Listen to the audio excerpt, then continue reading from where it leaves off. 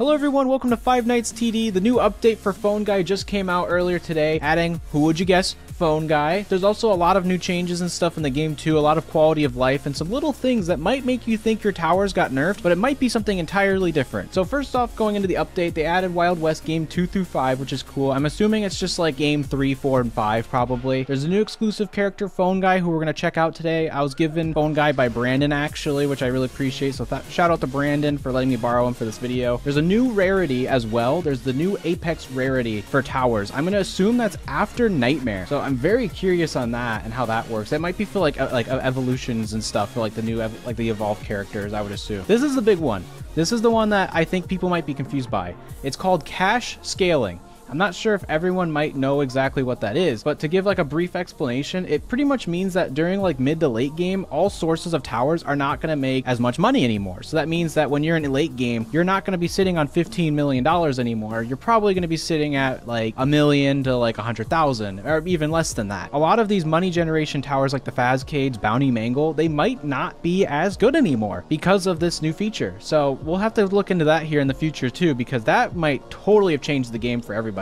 There's also unit locking as well, which is interesting. I'm not sure what that quite means. That might mean that you can just lock it in your inventory and not risk it being sold on accident. I'll just have to like look into it myself. We'll just have to see. There's a skip summon setting, so if you like to gamble with the summoner, I'm not literally gamble, but you know what I mean. You can actually skip the animation, so it makes summoning so much faster. So now you can try to get your nightmare characters and stuff way quicker than you used to, which huge thumbs up. The animation's great, but when you're just trying to roll for something like more like unique, it gets a little annoying. New passive bleed. I'm assuming that's like an ability for a certain tower, probably. That might actually be for Phone Guy. I can't remember. I didn't look at his stats too much before recording, so we'll see. There's new passive descriptions, which is nice. Little like quality of life thing. Clan Wars reward, which is nice. It seems like they're starting to improve on Clan Wars a little bit by adding more stuff for that, which is great because the clan stuff is already pretty cool, but adding more onto that, huge thumbs up. And then some just general bug fixes, which is just as expected. So let's get right into the update. Here he is, 75,000 clams, 800 Robux as per usual to take up Purple Guy's slot, which is really good. I am actually kind of glad they waited the week, but at the same time, I also sort of wish Purple Guy was still here, but obviously that'd make him a lot less rare. So I think the way they did it was just fine, because you get the two other exclusive characters for the Wild West, but look at him sitting here in his glory, just with his like cameras and stuff. I'm super excited to place him. Very fun tower. I love the scenery as well with the doors. It looks like they're maybe going for a bit more of like a FNAF 1 look for him with the door, because that's the FNAF 1 door with Freddy from FNAF 1 as well. I'm gonna presume so.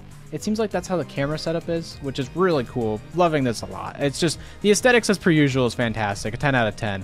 Let's go into the stats, what you guys really care about. First of all, 750 clams to actually place on the board. Not bad at all. Purple Guy over here is 600, 750. You know, like that's fair.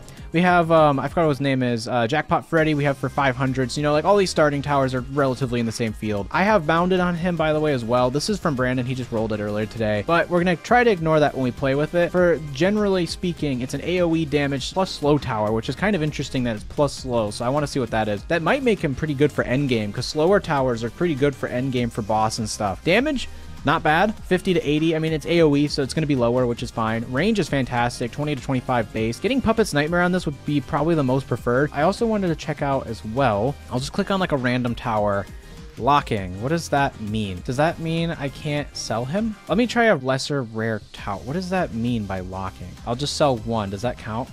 Ah, it is. Okay, yeah, you can't delete a locked tower. Okay, I wanted to test it on something not as rare, just because I don't want to risk selling like a nightmare tower. But yeah, okay, it just makes it so you don't accidentally sell stuff they don't want to sell, which is great. I suggest that they make it a little bit easier to navigate in the inventory, and it seems like they already have, where they do have, like if I type like Mangle, you know, like you can get Mangle and stuff, but I would love if you could have like a bit more of like a categorization, and there's like a triple dot under quest, and then you could have like a Mangle row where like there's just rows of Mangle and it's like alphabetized, or you could have the rarity stuff, which they already are doing, you know. That'd be kind of cool. All right, let's play. I'm so excited. I want to try out Phone Guy so bad. I'm so curious. We'll do game 3 night 5 hard. That should be a good like test anyway to see if Phone Guy is actually decent. It's weird, he's such a cheap AoE character, and it's not like a coned AoE either, so I'm really curious by that. How does he look? Oh my god, he has a whole entire desk. Bro brings the entire gaming rig. Look at that. He brings the entire gaming rig to this. Are you kidding me? How does that work? Wait, what does he do? Does he just shoot like cameras at the Foxies? Oh, he does slow. Oh, that's cool. It's not like a lot, but that's really good though. Oh my god, that's not bad at all. Like, yeah, it doesn't like do a ton of damage, but I mean, come on, it's slow. Like, that's really useful. He has a max at red too, which is kind of weird. That's very odd. I have my effects turned off, by the way, just because of Purple Guy. Purple Guy is a little loud. Honestly, him being paired with like Galleon Foxy, if you have him, that's really useful. That'd be a really good one to work with as well. Because once you place Galleon down too, I mean, Galleon already kind of halts the map anyway, but this is a really good starter tower. What? Wait, what? Why does he look at his head? He has his hands up to his head and he's just, does he have noise? Wait, I need to turn on my effects.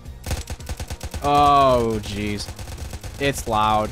No, he doesn't make any noises. I was curious if maybe he made like a ringing noise, but it doesn't seem like it. Also for Bounty Mangle, don't fear for people that have him already. There's the cash scaling, remember? So he might not make as much money as he used to, but so he got a little nerfed, but so did all the other towers as well. Oh man, I'm gonna have to edit that in post because of how loud Purple Guy is. I forgot how loud he is with the effects on. I usually play with him with effects off. I almost call him Purple Guy to habit, but Phone Guy. A lot of guys, you know, we have a lot of men on the board. We have Purple Guy, Phone Guy. Basically, with him, it's really interesting. You can place 3 down, and he doesn't have the gold star, unlike Purple Guy, and I don't have Hydro Mangle in my deck right now, but Hydro Mangle has the gold star too, but he doesn't. But it's the same thing. I feel like he could have done with a gold star. That's really odd. Also, Bounded on him makes his damage being, like, okay. I mean, it's a 0.25, so it's, like, okay. It seems like the Bounded didn't really change his stats for that, because that was a 0.2, and now it's a 0.25, so it made it, like, go up, which is weird. Cash scaling doesn't seem to be hitting too bad for being round 14. I mean, to be fair though, that might be more for something that hits for endless, because I mean, I'm still able to upgrade like my Nightmare and stuff, which was a 40,000 upgrade for that last one just fine. I've received word from Alyssa, who's sitting on the other side of me, saying that she feels like it's a lot less cash than normal. She's currently saying that she feels like she's usually able to upgrade a lot more at this point in the game, which is fair. I mean, at this point in the game, yeah, it would be like, you would probably have like 200,000. So that's fair. It is definitely hitting for sure. I love his icon too. His little icon in the bottom of the screen looks so good. I love that he brings his entire setup. He brings the entire gaming rig and he just sits there. Okay, it's before the turrets are all spawned in and stuff. Does he make noise? I'm not hearing anything. I'm gonna assume he doesn't make noise. It would have been really cool if he actually made like a ringing noise. I got word from the other side of the wall that Alyssa thinks that it would be annoying if there was a ringing noise, which I do agree. I think it'd be annoying after a while, but I don't know. It'd be kind of cool. It'd be funny. All right, definitely starting to feel the cash scaling. It's starting to hit pretty hard. Oh man, trying to upgrade to get the 30K is such a chore. Oh my god, I am actually kind of feeling it now. I think I just had a lot of money saved up from last game because I was blabbering too much. Yeah, Phone Guy's really cool, but I don't know if I would say he's like the best tower ever, especially with Purple Guy just being in the loop 2 weeks ago. Purple Guy is easily one of, if not the best starter tower in the entire game, in my opinion. I mean, there's probably something out there that I have not even seen before that might be a little bit better, but Purple Guy is easily a 10 out of 10 starter tower. Phone Guy, I don't know if I can give that same treatment to. Phone Guy is a great tower, and I do think people should buy him if you're interested, but he is just not something that you can place on its own and just have it support itself. If anything, he actually kind of works well with Purple Guy, which is funny and ironic, but Purple Guy is a tower that you can place on his own, and he will probably be able to hold his own. Phone Guy is not. Two different guys here, but Phone Guy is not though. He needs other people to support him. He just does not do the damage that's needed. The range is good. The cooldown is fine. It's a pretty consistent like rate, of course. It's a continuous AoE character, and the slow is probably the most redeeming thing about him. So if you do want a slower, like a slow tower that just kind of just is more focused on just making units on the track slower or bosses slower, he is fine for that. I do think there are other towers that are better, such as Galleon Foxy, but obviously that is not fair. I'm sure anyone can say that that's just not a fair judgment, obviously, because this is you're looking at an endgame tower, mid to endgame tower, and you're looking at a starter tower, so that's totally different. Also, there's an electrical bolt. What is that? Oh, this is the description thing. That's cool. You can hit the lightning bolt and they'll say what it does. Slows enemies. it slows the enemies. That's really cool. I like that they've added that. That's really fun. Just to help explain it a little bit better. Poisons enemies. That's pretty good. Like I said, if you want Purple Guy, 75,000 clams is not a cheap coin priceage. 800 Robux is not a cheap Robux priceage. But if you think he's cool and you think you want him, go get him. He's only going to be here for probably about a week. That seems to be the running trend. They don't usually let them stay any longer, and if there's nothing planned for the following week, he still won't be there. So if you want him, this is the week to get him, and I highly recommend you do. I don't have enough to actually have him. Again, this is being borrowed from Brandon, courtesy of Brandon. I'm going to go ahead and grind him out probably today, realistically, and buy him myself. He is good. He's cool, but he's just a tad bit underwhelming as my closing thoughts. I think he's a good, like, more support damage tower for the slow aspect of it being like an AoE, because the range is great, but otherwise, compared to like Purple Guy, for example, I feel like there's just no question. Purple Guy is infinitely better. Cheaper, more useful for damage. I mean, the turrets are independent from the actual character too, which is even better, but Phone Guy, not bad. Has that swag, has that bling with him just sitting there with his little suit, just watching the cameras, just doing his shift, and all of a sudden, oh no, there's all of the animatronics coming in. Let me go slow him down real quick. Anyways, if you guys enjoy this video, be sure to like and subscribe, and let me know if you want me to cover more things in FNTD currently with the new update. And other than that though, I hope to see you guys in the next video. Goodbye!